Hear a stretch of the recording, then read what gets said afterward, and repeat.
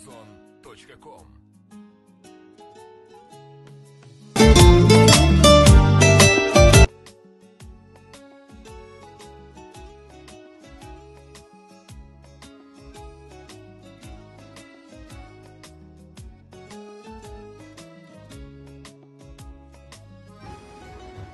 Bugün beren ağızdan algı saydan berniye. Жүрек тегіз дедім мен үлкен кішілерге.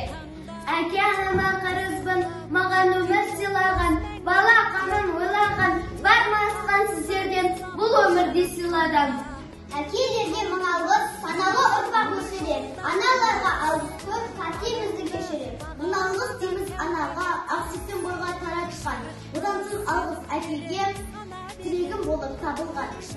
Мен әжеме айтатын өйткені ол өзінің істі қалаған, мен өзімнің біліміммен менімен бөлісті. Алғысты әкеме, апама, атама әсер едім, өйткені олар маған тәрбие берді.